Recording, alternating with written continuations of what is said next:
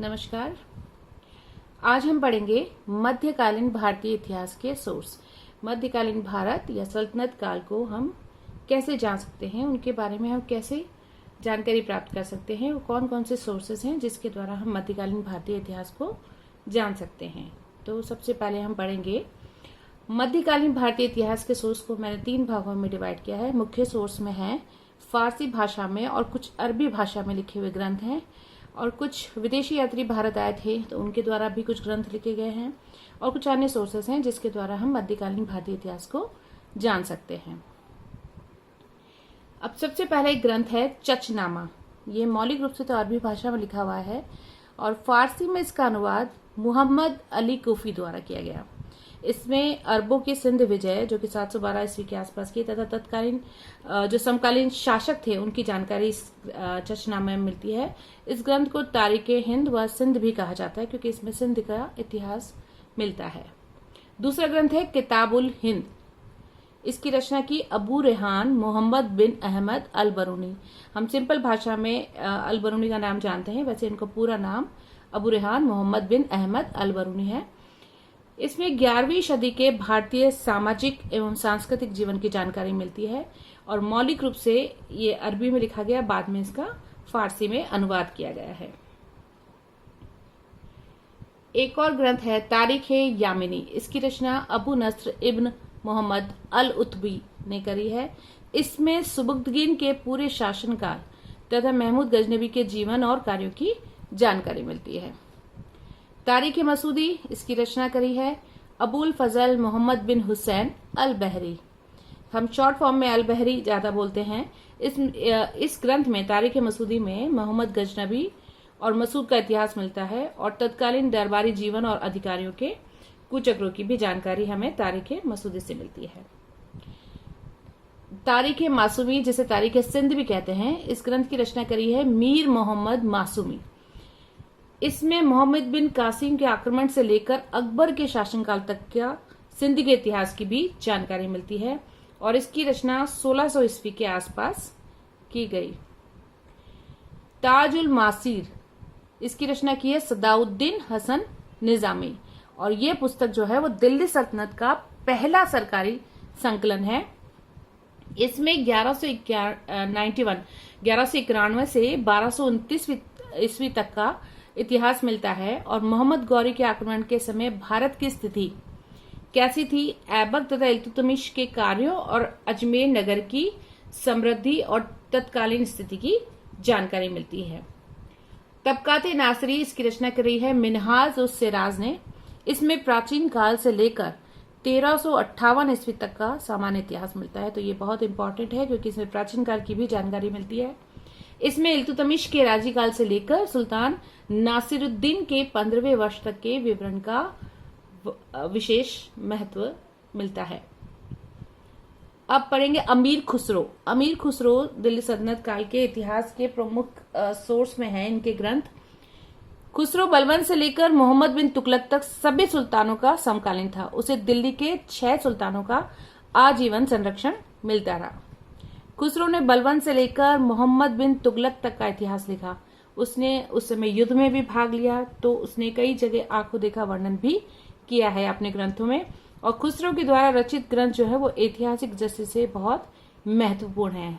तो मुख्य रचना है इसकी अमीर खुसरो की किरानुस सादेन, जो कि 1289 में लिखी गई। इसमें केकुबाद और बुगरा खां के चरित्र और उनकी भेंट का भी वर्णन मिलता है और तत्कालीन राजनीतिक, सामाजिक और सांस्कृतिक जीवन की भी जानकारी मिलती है।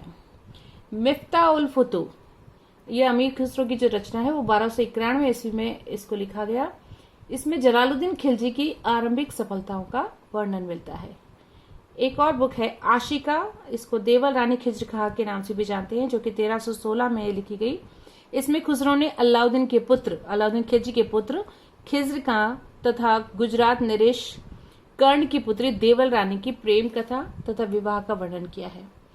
इसमें खिज्र खां की हत्या, अलाउद्दीन की बीमारी तथा मलिक काफूर की विजयों का भी वर्णन मिलता है देवल रानी खिज्र खां में।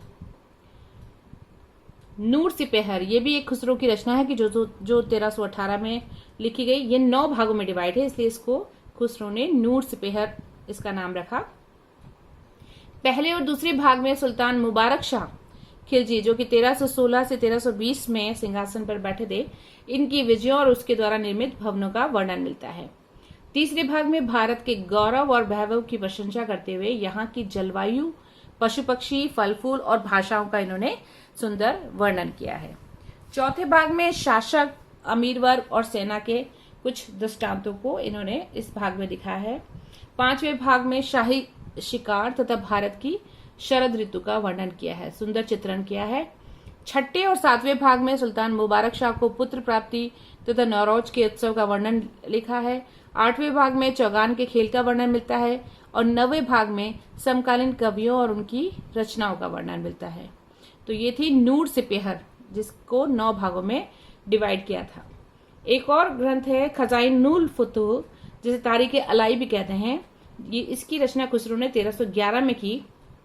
इसमें अलाउद्दीन की विजयों और उनके आर्थिक सुधारों का वर्णन मिलता है। ये जो रचना है वो एकमात्र रचना है जो कि गद्य में है, बाकी सब उसकी पद्य में है।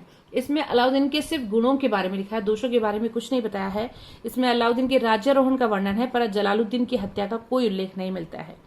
और इसमें तत्कालीन सामाजिक और सांस्कृतिक जीवन की भी जानकारी मिलती है। तुगलकनामा खुसरो की अंतिम कृति है।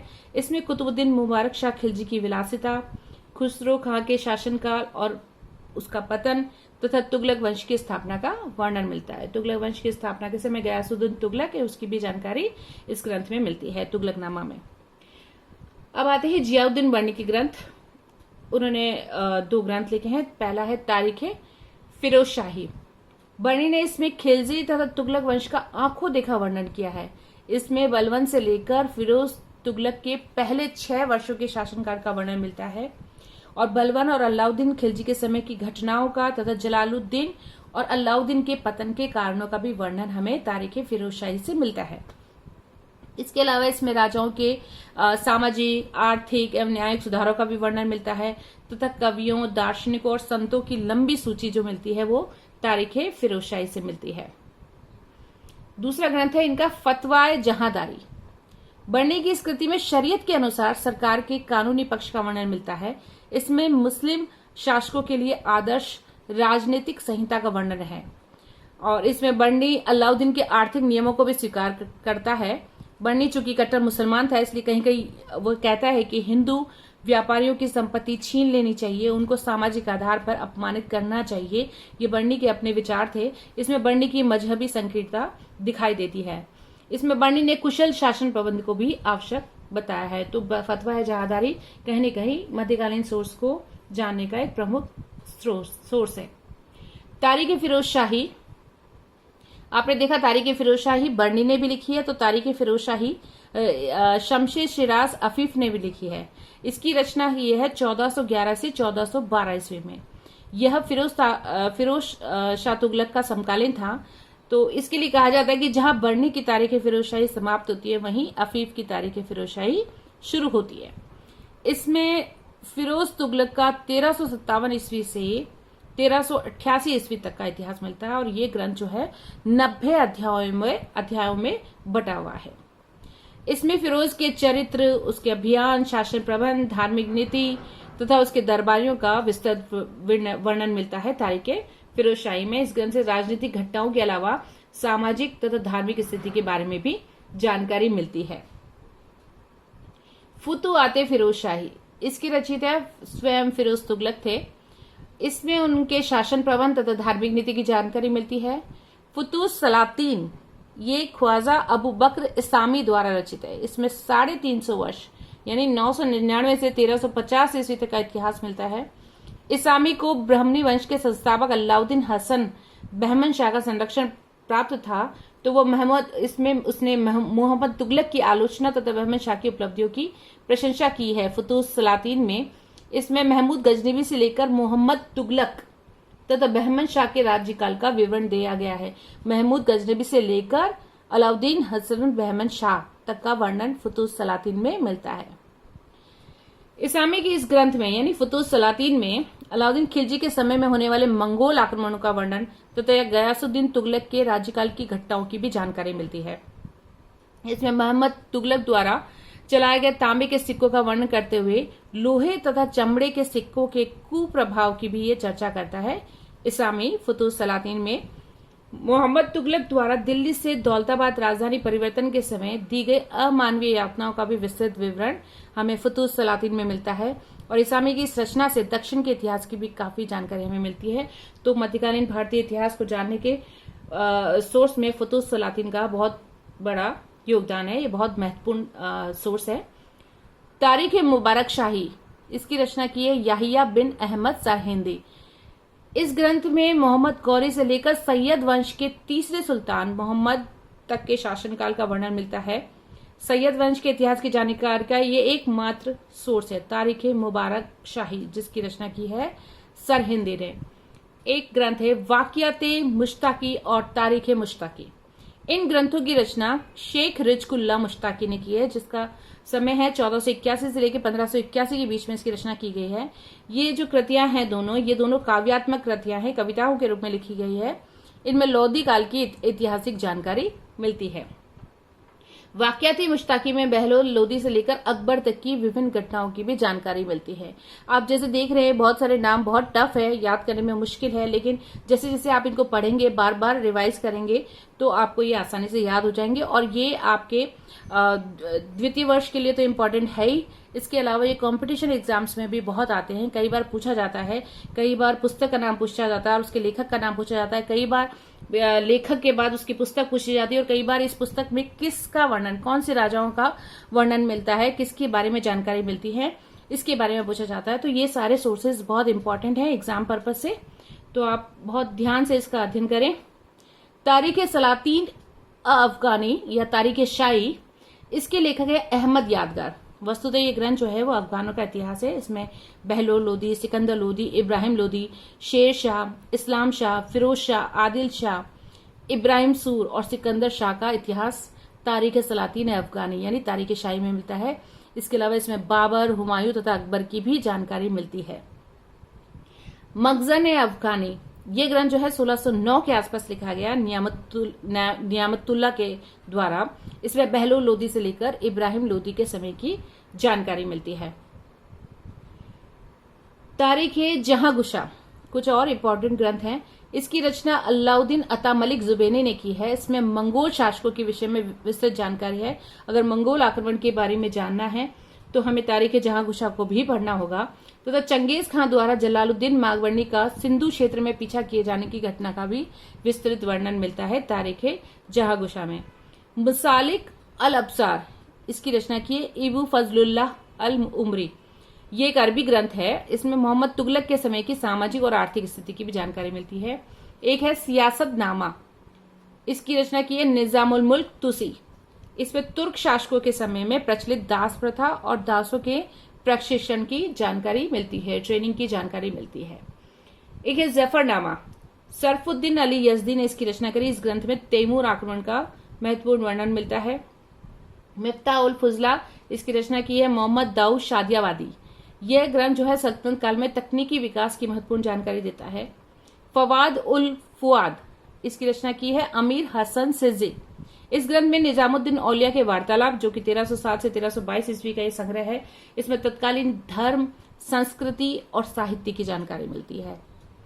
खैर उल मजलिस, इसकी रचना की है हमीद कलंदर। इसमें शेख नसीरुद्दीन चिराग दहलवी के वार्तालाप का संकलन है और इसमें अलाउद्दीन के बाजार नियंत्रण और मंगोल आक्रमण की भी जानकारी मिलती है, जो कि बहुत महत्वपूर्ण है। ये तो थे अभी तक अरबी और फारसी ग्रंथ जो मुख्य सोर्स के रूप में थे। कुछ विदेशी सोर्स भी थे, जो उस समय कुछ विदेशी यात्री आए थे तो उन्होंने अपने लेख लिखे, जिसमें उन्होंने उस समय की तत्कालीन स्थिति और तत्कालीन राजाओं, भारत की स्थिति, इसके बारे में वर्णन किया है। फॉर एग्जाम्पल, जैसे मार्को पोलो, ये वेनिस यात्री था जो कि चीन से लौटते हुए भारतीय समुद्र तट के पूर्वी तथा पश्चिमी किनारों से जब गुजरा तो उसने अपने लेख में 13वीं शताब्दी के उत्तरार्ध में भारतीय वाणिज्य और व्यापार तथा उसके रहन सहन की जानकारी का उल्लेख किया। किताबुल रहला, इसकी रचना की है अरबी भाषा में मोरक्को निवासी इब्न बतूता। ये मोहम्मद तुगलक के दरबार में 8 साल तक रहा और काजी बन के रहा। उसने मोहम्मद तुगलक की चारित्रिक विशेषता के साथ सामाजिक आर्थिक जीवन और उसका चित्र प्रस्तुत किया। इसका विवरण जो है वो भौगोलिक दृष्टि से बहुत महत्वपूर्ण है। किताबुल रहला बहुत इंपॉर्टेंट है विदेशी सोर्स के रूप में। अथनेसियस निकेतिन ये एक रूसी यात्री था जिसने बहमनी दरबार, सेना और वहां के लोगों के जीवन के बारे में जानकारी दी। अन्य सोर्स में है एक लोक प्रकाश जो कि क्षेमेंद्र ने लिखा। इस ग्रंथ में कश्मीर के तत्कालीन सामाजिक, आर्थिक और प्रशासनिक पहलू की जानकारी मिलती है। राजतरंगिणी से हमें कश्मीर के इतिहास की जानकारी मिलती है। इसकी रचना कल्हण ने की है। बहरिस्तान शाही और मलफुजाद तैमूर ये 2 ग्रंथ है, ये 3 ग्रंथ है, एक और तारीख रशीदी, ये सभी पुस्तकें जो है वो मिर्जा हैदर दौलत ने लिखी है। ये 13वीं से 15वीं शताब्दी के सामाजिक, आर्थिक और राजनीतिक जीवन के बारे में बताते हैं ये तीनों पुस्तक। निकोलो कॉन्टी ये वेनिस यात्री था जिसने मालाबार क्षेत्र का भ्रमण किया तथा अपने लेख में विजयनगर दरबार और सामाजिक आर्थिक जीवन की भी जानकारी दी। डोमिंगो पायस ये पुर्तगाली यात्री था जो कि 1500 से लेकर 1502 के बीच में भारत आया और इसने भी विजयनगर साम्राज्य के बारे में बहुत कुछ लिखा। एफ नूनीज ये भी पुर्तगाली निवासी था और घोड़ों का व्यापारी था। इसने विजयनगर के गृह युद्ध तथा कलह का वर्णन किया। दुआर्ते बारबोसा ये भी पुर्तगाली था। इसका विवरण विजयनगर पे बहुत महत्वपूर्ण प्रकाश डालता है। अमुक्त माल्याद ये कृष्णदेव राय द्वारा रचित विजयनगर साम्राज्य के राजा जो कि काव्य रूप में लिखा है। ये ग्रंथ राजनीतिक सिद्धांतों की व्याख्या है। मतला उस सादायन और मजमा उल बहरैन इसके लेखक है अब्दुल रजाक। ये कई बार कंपटीशन एग्जाम में पूछा हुआ है। ये एक फारसी विद्वान थे जिसे विजयनगर दरबार में राजदूत के रूप में भेजा गया था। ये दक्कन में राजा कुलीन वर्ग के साथ साथ सामाजिक और आर्थिक जीवन पर भी प्रकाश डालता है। तो इन सभी साहित्य से हमें तत्कालीन इतिहास की सामाजिक, राजनीतिक, सांस्कृतिक, आर्थिक, प्रशासनिक तथा धार्मिक नीति की बहुत महत्वपूर्ण जानकारी मिलती है। तो आज हमने पढ़ा मध्यकालीन भारतीय इतिहास के सोर्स। आई होप आपको बहुत कुछ इस पीपीटी से हासिल हुआ होगा, आपने बहुत कुछ जाना होगा मध्यकालीन भारतीय इतिहास के सोर्स, और ये आपके सेकेंड ईयर के एग्जाम के साथ साथ आपके कंपटीशन एग्जाम में भी बहुत हेल्पफुल रहेगा। तो आप इसको बहुत ध्यान से पढ़ें। Thank you.